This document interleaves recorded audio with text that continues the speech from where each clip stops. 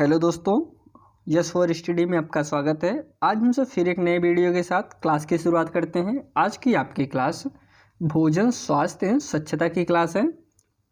यह वीडियो दोस्तों आपके यूपी टेट एग्ज़ाम के लिए मोस्ट इम्पॉर्टेंट है।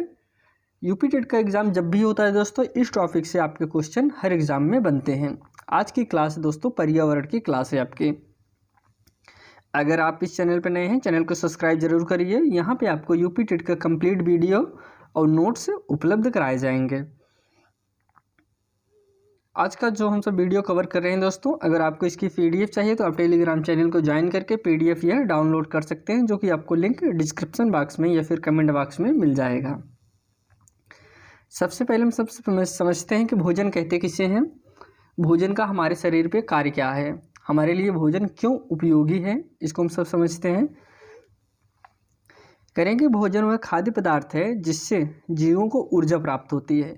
अगर इसको हम सब और अच्छे से समझने का प्रयास करें तो भोजन का हमारे लिए यही उपयोग है कि भोजन से हमको क्या मिलती है, ऊर्जा मिलती है। यह सिर्फ हमारे लिए आदमी पे ही नहीं फॉलो होता, यह सभी पे फॉलो होता है। जितने भी आपके जानवर हैं, जीव जंतु हैं, सभी के लिए भोजन का काम यही होता है कि उनको ऊर्जा प्रदान होती है। सभी जीव प्रत्यक्ष या अप्रत्यक्ष रूप से पौधे से भोजन को प्राप्त करते हैं। यहाँ पे कहने का तात्पर्य जितने भी जीव हैं दोस्तों, कुछ डायरेक्ट कुछ इनडायरेक्ट रूप से पौधे से ही भोजन को प्राप्त करते हैं। भोजन प्राप्त करने का जो प्रमुख स्रोत है वह दोस्तों आपका पौधे ही हैं। यहाँ पे हम समझते हैं कि शाकाहारी, मांसाहारी और सर्वाहारी, कुछ जानवर कुछ शाकाहारी होते हैं, कुछ मांसाहारी होते हैं, कुछ ऐसे जानवर होते हैं जो सर्वाहारी होते हैं। यह सिर्फ जानवर पे ही नहीं, ये आदमी पे भी फॉलो होता है कि कुछ आदमी कहते हैं कि हम शाकाहारी हैं, कुछ सर्वाहारी होते हैं, कुछ लोग होते हैं मांसाहारी। लेकिन ऐसा नहीं होता, हम इसको भी अच्छे से यहाँ पे कवर करते हैं, समझ में आ जाएगा आपको। सबसे पहले हम सब समझते हैं कि शाकाहारी से तात्पर्य होता है दोस्तों वे जीव जो भोजन के लिए पौधे पर निर्भर होते हैं, उसे हम किस श्रेणी में रखेंगे, या शाकाहारी हो। शाकाहारी नाम से यह स्पष्ट हो रहा है कि शाकाहारी जो जानवर साग सब्जी इन सब पे निर्भर रहे वह जो है आपके शाकाहारी होते हैं। जैसे गाय हो गया, बकरी हो गया, जिराफ हो गया, हाथी हो गया, हिरण हो गया। यह लोग दोस्तों, ये जो जानवर आपके हैं, यह सिर्फ आपके घास फूस पेड़ पौधे को ही भोजन के रूप में ग्रहण करते हैं, इसीलिए इन्हें हम शाकाहारी कहते हैं। शाकाहारी का तात्पर्य हो गया जो लोग हरे पौधे को भोजन के रूप में ग्रहण करें। अगला है मांसाहारी, वह जीव जो दूसरे जानवरों का मांस खाता है, जैसे शेर, बाघ, छिपकली, वह मांसाहारी है। मांसाहारी का तात्पर्य है जो मांस का सेवन करता है, उसे हम मांसाहारी की श्रेणी में रखते हैं। अगला आपका आता है सर्वाहारी। सर्वाहारी को हम सब दोस्तों यहाँ पे कह रहे हैं कि वे पादप जंतु जो दोनों खाते हैं, जो मांस भी खाते हैं आपके और जो साग सब्जी भी खाते हैं, ऐसे लोगों को हम सब मांसाहारी और सर्वाहारी में रखते हैं। इसमें आपके आते हैं मनुष्य हो गए, कुत्ता हो गया, गिलहरी हो गया, कौवा हो गया। मनुष्य जो होता है दोस्तों, यह मांस भी खाता है और साग सब्जी भी खाता है। कुछ लोग होते हैं कहते हैं नहीं हम मांसाहारी नहीं, हम शाकाहारी हैं, हम मांस मछली नहीं खाते, तो फिर हमको भाई सर्वाहारी के श्रेणी में क्यों रखें, हमको तो शाकाहारी में रहना चाहिए। लेकिन ऐसा नहीं है, मनुष्य को आप सर्वाहारी में रखेंगे, क्योंकि जब डिफाइन होता है, अलगाव होता है, तो सभी का ऐसा नहीं कुछ लोग खा रहे हैं कुछ लोग नहीं खा रहे हैं, तो फिर उसको हम उस श्रेणी में नहीं रखेंगे। लेकिन अगर हम आदमी मांसाहारी की जो मांसाहारी, सर्वाहारी और शाकाहारी, इसको जो हम सब अलग करते हैं, इसके खाने के आधार पे नहीं करते हैं। आपकी जो पचाने की क्षमता होती है, आप क्या पचा लेते हैं। अभी जैसे हमने यहाँ पे शाकाहारी की बात की, तो गाय, बकरी, जिराफ, हाथी, हिरण, यह लोग मांस नहीं पचा पाएंगे, यह लोग मांस नहीं पचा सकते, इसीलिए इनको हम शाकाहारी श्रेणी में रखेंगे। अगर हम आदमी की बात करें कि जो लोग कहते हैं कि हम शाकाहारी हैं, वो शाकाहारी नहीं होते। एक्चुअली मांस खाएं या ना खाएं, लेकिन जो शाकाहारी, मांसाहारी और सर्वाहारी का निर्धारण होता है वह आपके डाइजेशन सिस्टम से होता है। आप डाइजेस्ट क्या कर पा रहे हैं, आपके अंदर अगर डाइजेस्ट करने की क्षमता, मांस डाइजेस्ट करने की क्षमता है, तो फिर आप मांसाहारी में आएंगे। आप खा रहे हैं मांस कि नहीं खा रहे हैं, यह नहीं मायने रखता। इसीलिए आदमी को दोस्तों सर्वाहारी में रखा गया है। फिर हम यहाँ पे समझते हैं कि आहार के बारे में समझते हैं। संतुलित आहार किसे कहते हैं, आदमी को कैसा किस तरीके से आहार लेना चाहिए, कैसा आहार लेना चाहिए उसको समझते हैं। ऐसा भोजन जिसमें सभी पोषक पदार्थ उचित एवं निश्चित अनुपात में उपस्थित हों उसे हम क्या कहेंगे दोस्तों, संतुलित आहार कहेंगे। ऐसा पोषक पदार्थ जिसमें उचित निश्चित अनुपात में रहे, ऐसा नहीं कि किसी में प्रोटीन ही ज़्यादा हो जाए, किसी में कार्बोहाइड्रेट ही ज़्यादा रहे, ये चीज़ नहीं। जिसमें एक उचित और निश्चित अनुपात में रहे, जैसे कार्बोहाइड्रेट, वसा, प्रोटीन, विटामिन, जल आदि, इसका एक उचित मात्रा में जब आप सेवन करेंगे वही आपका संतुलित आहार कहलाएगा। फिर हम अगला हम समझते हैं पोषण, न्यूट्रिशन। भोजन से सभी पदार्थ को ग्रहण करना ही क्या कहलाता है दोस्तों, पोषण कहलाता है। पोषण क्या कहलाएगा दोस्तों, जो भोजन से हम सब पदार्थ को ग्रहण करते हैं वही आपका क्या कहलाता है, पोषण कहलाता है। फिर अगला आता है आपका कुपोषण। अब कुपोषण हम सब किसे कहेंगे, इसको समझते हैं। पोषक पदार्थ की कमी होना कुपोषण कहलाता है। पोषक पदार्थ जो आप कहते हैं, जिसे हमने पोषक पदार्थ आपको बताया जो हम सब पेड़ पौधे से लेते हैं, वही आपका क्या हो गया, पोषक हो गया, कुपोषण हो गया। इसे हम सब भोजन से जो ग्रहण करते हैं, भोजन से जो पदार्थ होते हैं, पेड़ पौधे से जो पदार्थ हो उसे जो हम ग्रहण करते हैं उसे हम पोषक पदार्थ कहते हैं। इससे पोषक पदार्थ की जब कमी हो जाए, हमको जितना पोषक पदार्थ चाहिए उतना नहीं मिल पाएगा, ये है आपका, तब हम कुपोषण के शिकार होने लगेंगे। जैसे हमको जो चीज़ प्रोटीन चाहिए, जो चीज़ हमको हमारे लिए ज़रूरी है, मतलब इतना अनुपात में हमको चाहिए, वो चीज़ हमको पर्याप्त मात्रा में नहीं मिल पाएगा, तो वह हम सब कुपोषण के शिकार होने लगते हैं। यही कहते हैं कि इनको कुपोषण हो गया है। अब जैसे पोषक पदार्थ की बात कर रहे हैं, हम सब समझते हैं पोषक पदार्थ के अंतर्गत आते कौन कौन से हैं। अब पोषक पदार्थ की बात हो रही थी, यहाँ पे कार्बोहाइड्रेट है जो आपके पोषक पदार्थ के अंतर्गत आते हैं। वसा, प्रोटीन, विटामिन, खनिज, जल, ये सब दोस्तों आपके पोषक पदार्थ के अंतर्गत आएंगे। आप संतुलित आहार में भी देखे होंगे, ये सब आप संतुलित आहार में भी आएंगे। इन्हीं की पर्याप्त मात्रा मिलने पर आप संतुलित आहार ग्रहण कर रहे हैं, इन्हीं की पर्याप्त मात्रा नहीं मिलेगी तो आप कुपोषण के शिकार हो जाएंगे। हम अभी इनको सबको एक एक करके समझते हैं। कार्बोहाइड्रेट कहते किसे हैं, वसा किसे कहते हैं, प्रोटीन किसे कहते हैं, विटामिन किसे कहते हैं, सबको हम सब चर्चा करते हैं आगे।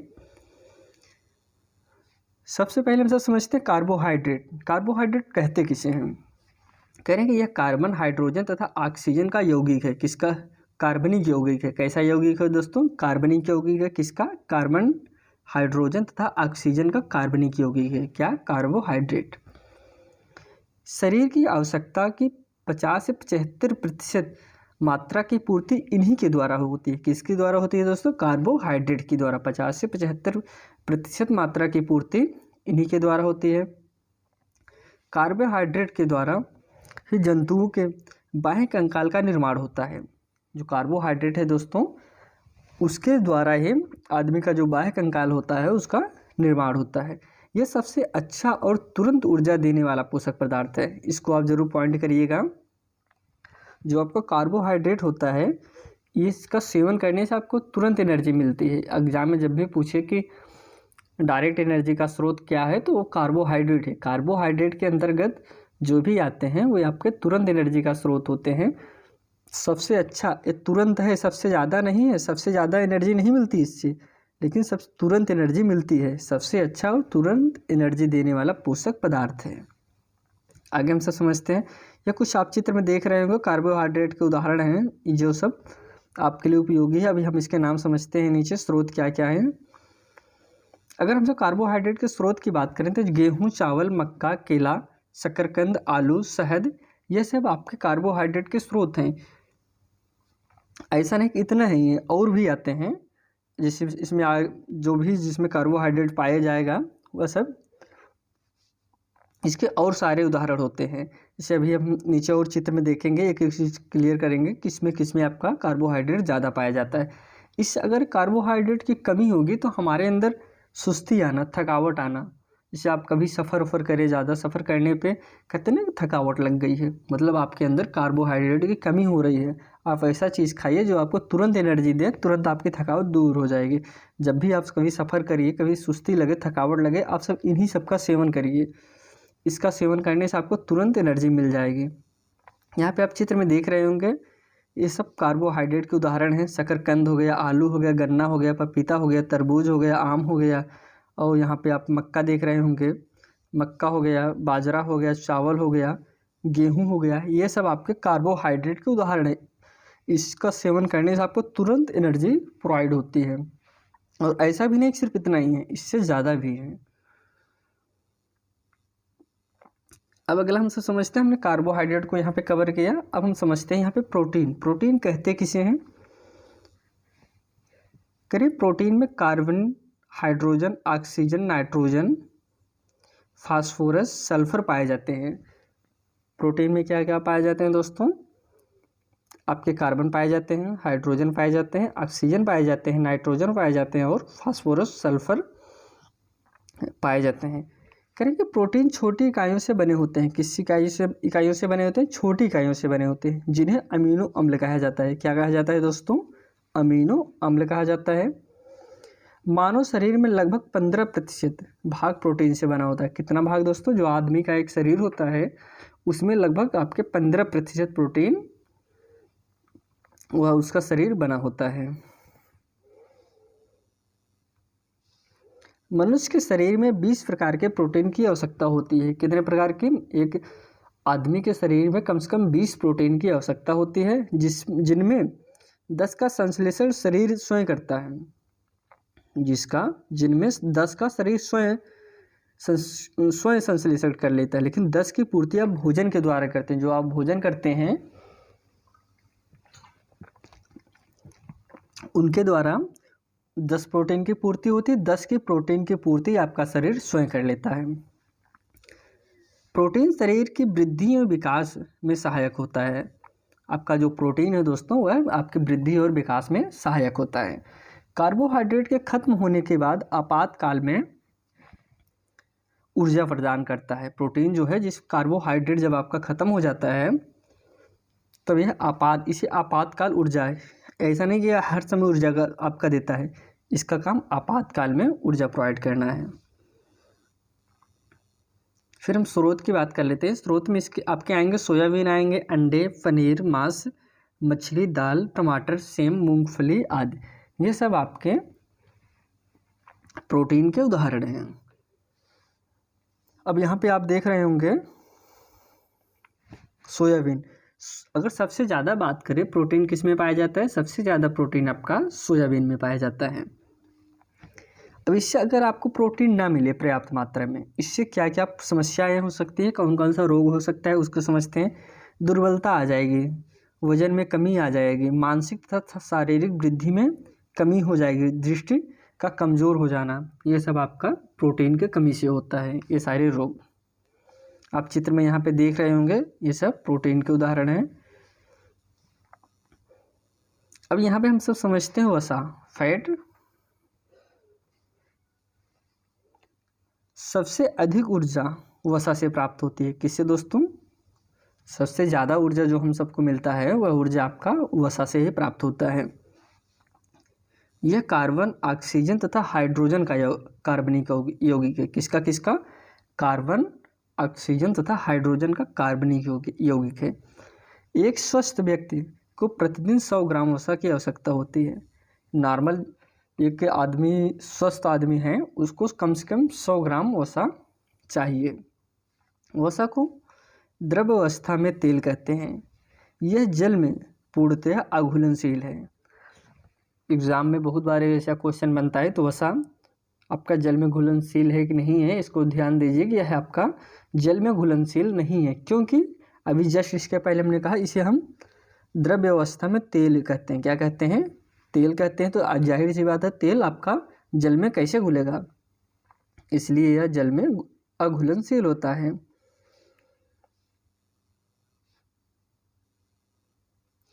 आवश्यकता पड़ने पर कार्बोहाइड्रेट में परिवर्तित हो जाता है। इसका कार्य ऊर्जा प्रदान करना तथा शरीर का तापमान नियंत्रित करना होता है। अब हम अगर कार्बोहाइड्रेट की बात करें तो कार्बोहाइड्रेट जब उसको आवश्यकता ये आपका वसा जो होता है, जब यह आवश्यकता पड़ती है तो कार्बोहाइड्रेट में परिवर्तित हो जाता है, शरीर को ऊर्जा देने लगता है। अभी आप जब भोजन वोजन नहीं खाते हैं, जब आपके फैट होते हैं आपके शरीर में, जहाँ फैट एकत्रित हुए होते हैं ना, आपका शरीर जो है वही फैट से भोजन ग्रहण करने लगता है, तो आपका फैट कम हो जाते हैं। लेकिन आप ऐसा नहीं कर सकते कि आपका फैट ख़त्म हो जाए। आप जब भोजन शुरू करेंगे फिर आपका फैट वहाँ पे एकत्रित हो जाएगा, लेकिन भोजन न मिलने की अवस्था में आपका शरीर आपके फैट से ही भोजन को ग्रहण करने लगता है। जैसे आगे कह रहे हैं कि इसका कार्य शरीर को ऊर्जा प्रदान करना तथा तापमान को नियंत्रित करना होता है। यहाँ पे हम समझते हैं 1 ग्राम कार्बोहाइड्रेट में 4.1 कैलोरी ऊर्जा मिलती है, लेकिन यह ऊर्जा डायरेक्ट होती है। अगर 1 ग्राम आप कार्बोहाइड्रेट का सेवन कर रहे हैं उसमें आपको 4.1 कैलोरी ऊर्जा मिलेगी, लेकिन यह ऊर्जा कैसी रहेगी? डायरेक्ट एनर्जी रहेगी, तुरंत ऊर्जा। कार्बोहाइड्रेट जैसे हमने बताया ऊपर, कार्बोहाइड्रेट से आपको तुरंत एनर्जी मिलती है। फिर करें 1 ग्राम प्रोटीन में आपको 4.3 कैलोरी ऊर्जा मिलेगी। 1 ग्राम प्रोटीन में 4.3, और फिर 1 ग्राम फैट में, जैसे कि जिसकी हम चर्चा कर रहे हैं, 1 ग्राम फैट में आपका 9.3 कैलोरी ऊर्जा मिलेगी, लेकिन यह ऊर्जा कैसी रहेगी? देरी से मिलती है। जब भी आपका पूछे सबसे ज़्यादा किस चीज़ में आपका एनर्जी मिलता है, सबसे ज़्यादा किस चीज़ में एनर्जी मिलेगा, तो वह आपका फैट में होगा। इसमें 9.3 है, लेकिन अगर तुरंत पूछे किस चीज़ में तुरंत एनर्जी मिलती है, तो आपका कार्बोहाइड्रेट होगा। कार्बोहाइड्रेट में तुरंत एनर्जी मिलता है, इसमें आपका फैट में देरी से मिलता है, लेकिन सबसे ज़्यादा जो है फैट में पाया जाता है। हम इसके स्रोत की बात करते हैं। स्रोत जो है घी, तेल, मछली, चर्बी, मक्खन, दूध, क्रीम, मूंगफली। जो चीज़ आपके ऑयली चीज़ होते हैं वह सब आपके फैट के अंतर्गत आते हैं, और फैट जो है आपके लिए, आदमी के लिए बहुत हानिकारक होता है। इसलिए फैट का सेवन आप कम से कम करें, जितना आपके लिए शरीर के लिए ज़रूरत है उतना ही करिए। तेल मसाले वाली चीज़ आप ज़्यादा से ज़्यादा न सेवन करिए। इसके जो समस्याएं होती हैं, इससे जो रोग होता है, दुर्बलता आती है, वजन में कमी, थकावट, सुस्ती, इस प्रकार से समस्याएं होती हैं। उस वसा से फैट बढ़ने से सबसे समस्या मोटापा की समस्या होती है, कि फैट जब भी ज़्यादा आदमियों का होता है तो उससे सबसे जो बड़ी समस्या है मोटापा की ही समस्या होती है। फिर हम जल को समझते हैं। यहाँ पे जल कहते किसे हैं? एक स्वस्थ मनुष्य व्यक्ति के शरीर में 70% जल होता है। आदमी के शरीर में कितना जल होता है दोस्तों? लगभग 70% जल रहता है। प्रतिदिन एक व्यक्ति औसतन 2.5 लीटर जल का आवश्यकता पड़ती है। अगर हम पूछा जाए कि एक आदमी को कम से कम कितने जल को पीना चाहिए, कितने जल का सेवन करना चाहिए, तो लगभग कितना दोस्तों? लगभग 2.5 लीटर जल का सेवन करना चाहिए। जल सभी कोशिका और शरीर पदार्थ का वाहक है। कैसे दोस्तों? जल जो है कोशिका और शरीर पदार्थ का वाहक है। यह शरीर का तापक्रम को नियंत्रित करता है। जल का कार्य दोस्तों आपके जो शरीर का तापमान है उसको नियंत्रित करना होता है। अब जल के रासायनिक सूत्र की बात करें तो दोस्तों यह आपका H2O है। अगर H2 यहाँ पे आप फिगर में देख रहे होंगे, H2O का मतलब आपका H2O है, दो आपका हाइड्रोजन हो जाएगा, हाइड्रोजन परमाणु, और एक आपका ऑक्सीजन परमाणु मिलके क्या बनाएंगे दोस्तों? आपका जल बनाते हैं। इसको आप ध्यान दीजिएगा। H2O का जल का रासायनिक सूत्र H2O है, जिसका हम H2O का मतलब होगा 2 आपका हाइड्रोजन और एक आपका ऑक्सीजन। कहीं पृथ्वी पर 71% भाग पानी है। अगर पूरे पृथ्वी पर बात करें तो पृथ्वी पर 71% पानी है, लेकिन पीने लायक पानी दोस्तों आपका सिर्फ 3% है। 3% में भी दोस्तों आपका, अगर 3% का हम 100% निकाल के करें तो 3% में आपका सिर्फ 1% आएगा पीने के लिए। बाकी आपका ग्लेशियर के रूप में है, जो कि जमे हुए बर्फ़े के रूप में है, और सिर्फ आपका जो शुद्ध जल है वह 1% ही है जल। बाकी जो जल है दोस्तों आपके लवणीय मात्रा में है। जैसे आपका समुद्र का जल हो गया, आप समुद्र का जल शुद्ध जल नहीं माना जाता, क्योंकि वह खारा जल है, आप उसका सेवन नहीं कर सकते। अब शुद्ध जल गंधहीन, रंगहीन तथा स्वादहीन होता है। कभी भी अगर किसी से पूछिए कि जल का रंग बताइए, पानी का रंग कैसा होता है, तो पानी का रंग रंगहीन होता है, उसमें वह पानी का रंग कोई रंग नहीं होता। जो शुद्ध जल होता है उस रंगहीन होता है। जल हर समय रंगहीन है, गंधहीन है, स्वादहीन है। पानी का कोई स्वाद नहीं होता। अभी आप किसी से पूछिए पानी का स्वाद कैसा है, पानी का स्वाद स्वादहीन होता है। लेकिन जब आप उसमें चीनी मिला दिए तो मीठा हो गया, नमक मिला दिए तो नमकीन टाइप हो गया। मतलब इस तरीके से जब उसमें आप कोई चीज़ ऐड कर देते हैं तो उसका स्वाद बदल जाता है। आप हर समय ध्यान दीजिए, जल जो है आपका स्वादहीन, गंधहीन, रंगहीन होता है।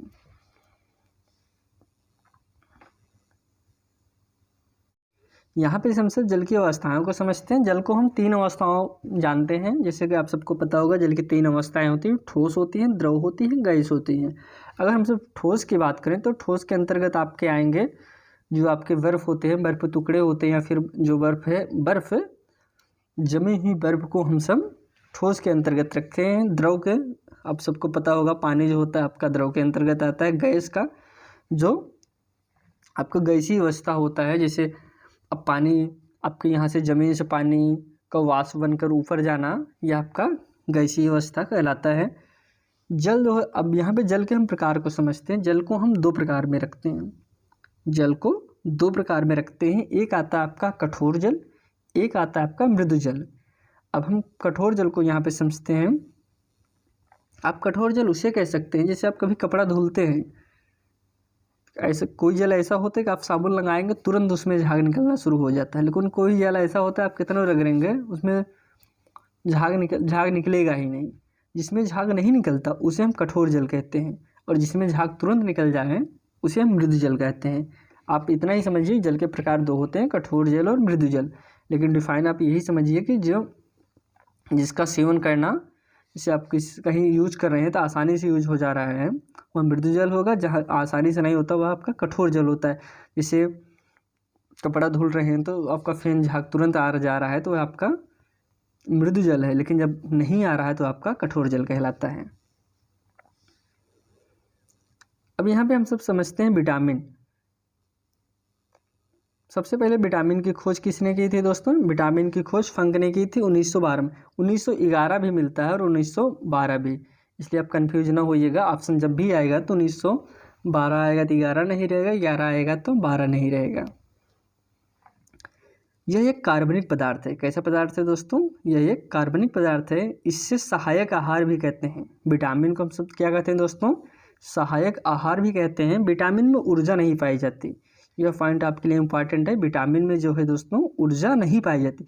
कभी भी आप पूछिए कि विटामिन में ऊर्जा पाई जाती है कि नहीं, तो विटामिन में ऊर्जा नहीं पाई जाती। एक चीज़ और यहाँ पे देखिए, जो आपका जल होता है, भी हम आपसे पूछे कि जल, 1 गिलास जल में कितना कैलोरी ऊर्जा मिलेगी, तो आप इसको ध्यान दीजिएगा। जल में जो है ऊर्जा नहीं होती है, जल में ऊर्जा नहीं पाई जाती है। इसको आप ध्यान दीजिएगा कि उन्हें 0 कैलोरी ऊर्जा प्राप्त होती है। 1 गिलास पानी पियेंगे, फिर 1 लोटा पानी पी लें आप, उसमें 0 कैलोरी ऊर्जा प्राप्त होती है।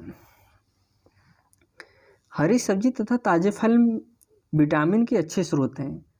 जो विटामिन के स्रोत हैं दोस्तों, हरी सब्जी तथा ताज़े फल। विटामिन की कमी से अपूर्णता या न्यूनता रोग होता है। कौन सा रोग होता है? विटामिन जब आपकी कमी हो जाएगी आपके शरीर में, उससे जो रोग होता है अपूर्णता या न्यूनता का रोग होता है।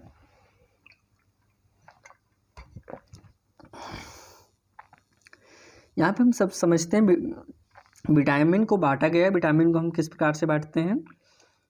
विटामिन के प्रकार और उनसे कमी से उत्पन्न होने वाले रोग।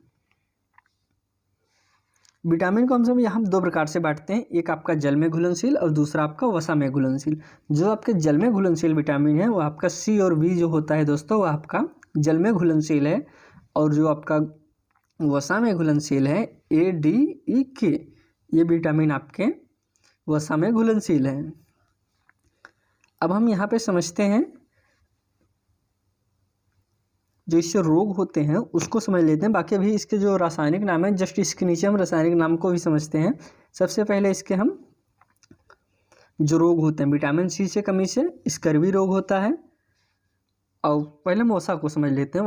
वसा में जो घुलनशील है विटामिन, सबसे पहला A है विटामिन ए की कमी से कौन सा रोग होता है? रतौंधी होता है दोस्तों। विटामिन डी की कमी से रेक्टस होता है। विटामिन ई की कमी से वाष्पन या फिर नपुंसकता होता है। और विटामिन के की कमी से हीमोफीलिया। ये आपके विटामिन ए, डी, ई की कमी से होने वाले रोग हैं। फिर अगर हम जल में जो घुलनशील विटामिन है सी और बी, उसको समझते हैं। विटामिन सी की कमी से स्कर्वी हो गया, और जो आपके विटामिन बी कम्प्लेक्स है उसके अंतर्गत हम सब समझते हैं।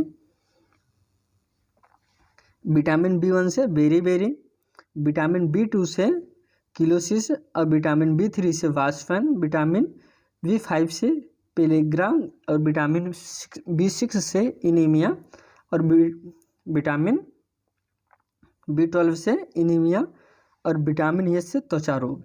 ये आपके विटामिन के जो प्रकार थे और विटामिन से होने वाले रोगों के बारे में हमने यहाँ पे चर्चा की है। अभी हम इसके जो रासायनिक नाम होते हैं उस पर चर्चा कर लेते हैं।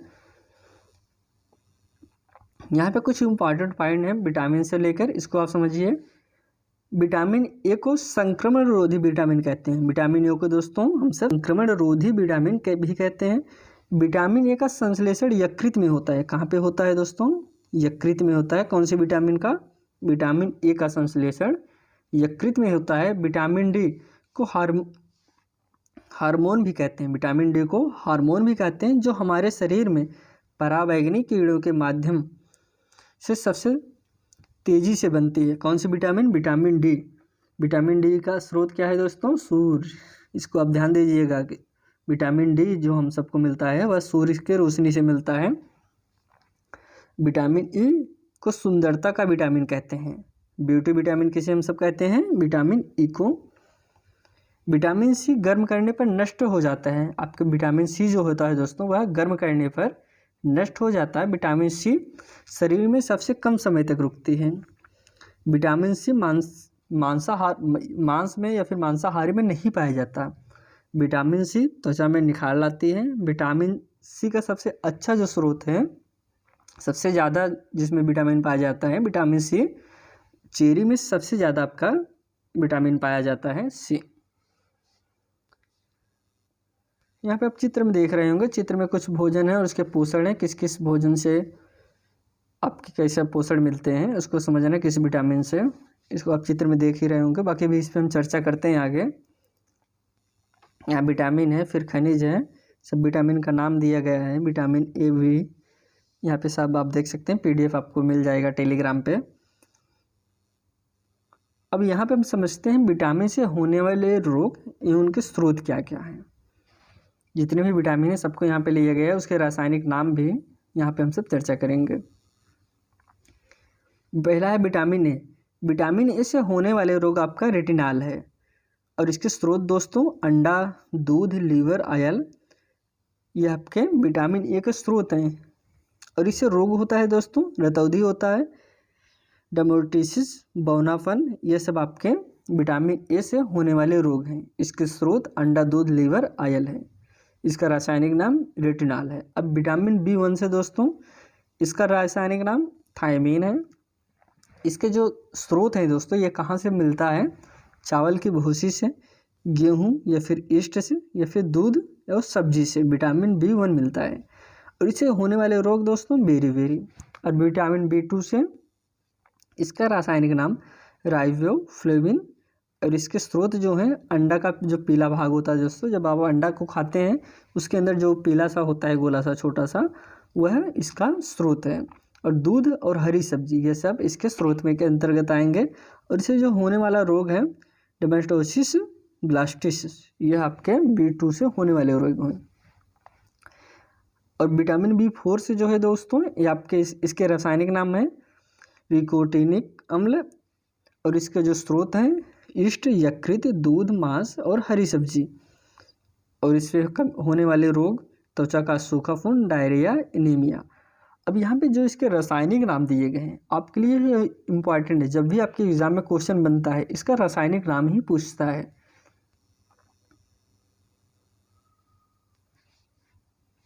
यहाँ पे हम सब विटामिन 10 की बात करते हैं, और इसका रासायनिक नाम क्या हो गया दोस्तों?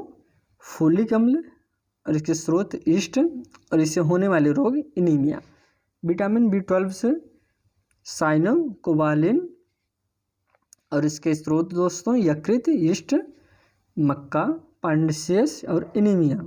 और इसके जो होने वाले रोग हैं मेरुदंड का कमज़ोर होना, विटामिन B12 से। अब विटामिन C की बात करो तो इसका रासायनिक नाम स्कारवेलिक अम्ल है। इसका जो स्रोत है खट्टे फल, नींबू, हरी सब्जी, सलाद, ये सब आपके विटामिन C के स्रोत हैं।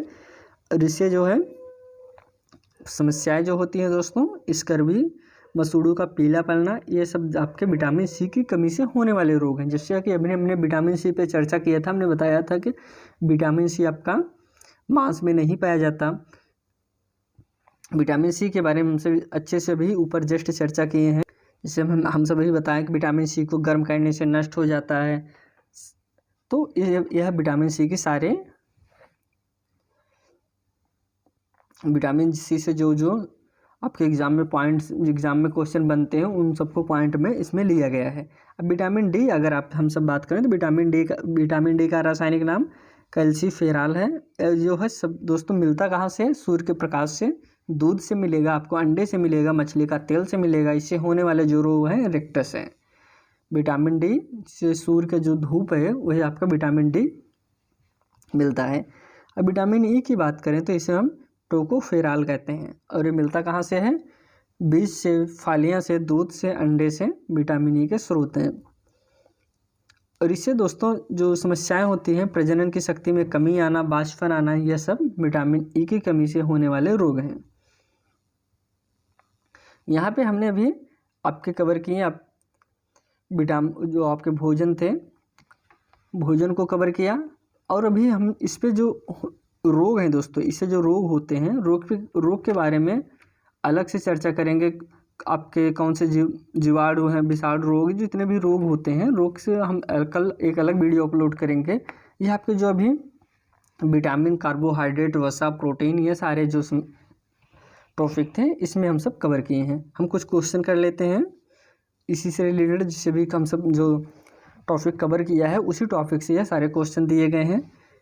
पहला क्वेश्चन जो है, निम्नलिखित में से कौन सा विटामिन जल में घुलनशील है? आप जस्ट अभी आपने चर्चा किया था दोस्तों ऊपर, ऑप्शन नंबर ए, बी या फिर vitamin C, vitamin D, vitamin E।